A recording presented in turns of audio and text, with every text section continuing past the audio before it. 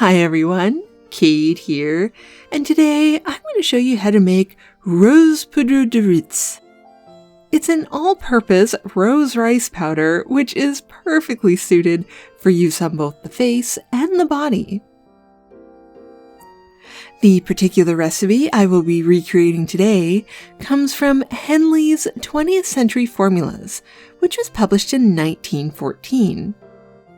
While the name of this powder literally translates to rose rice powder, you may be surprised to learn there is no actual rice or rice powder in this formulation.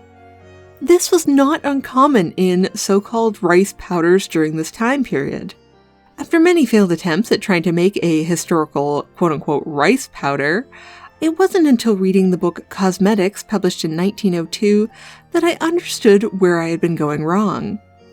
It reads, "Starch is used for toilet purposes under various names, either alone or mixed with perfumes or coloring matters.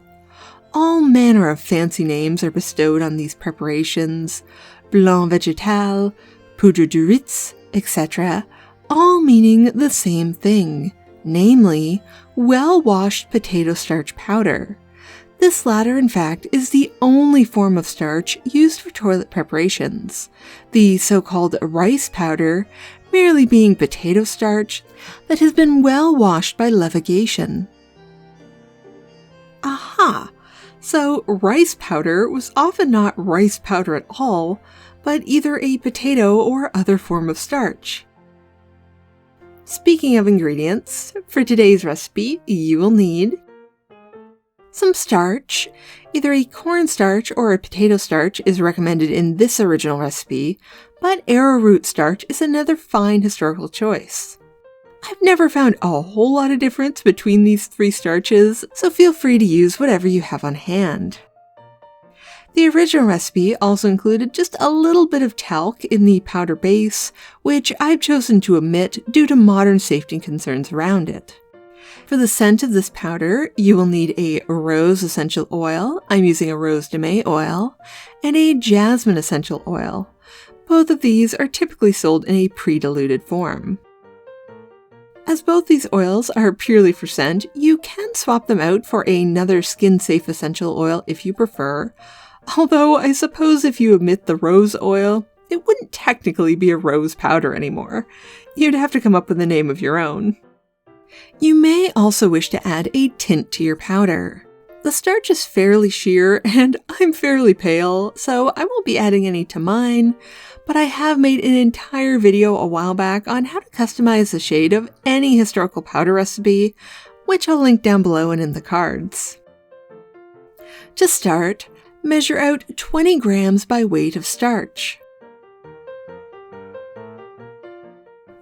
To this, add 5 drops of the rose essential oil and 1 drop of the jasmine essential oil. Now, to distribute these oils evenly in the powder, you can either work the powder through a fine sieve a few times or use the coffee grinder method. I find the coffee grinder method gives better results and is a little less messy, so that's what I've opted to use today.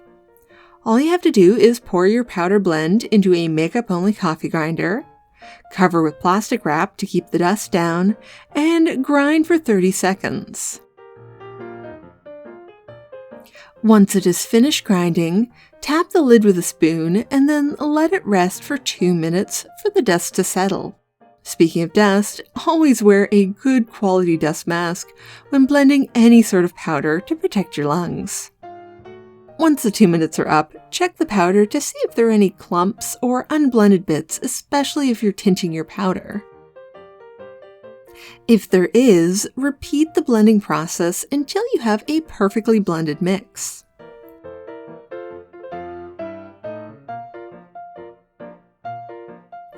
This powder is lovely and sheer.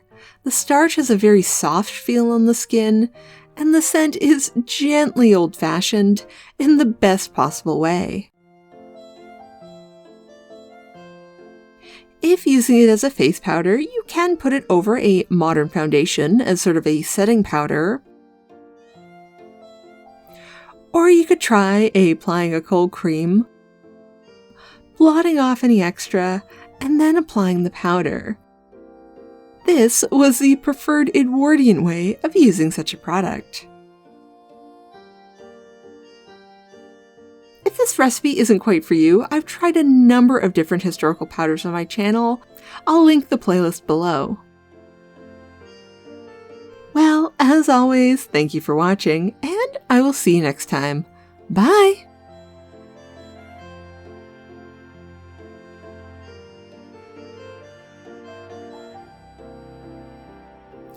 This video was made possible through the generous support of my Patreons. Thank you.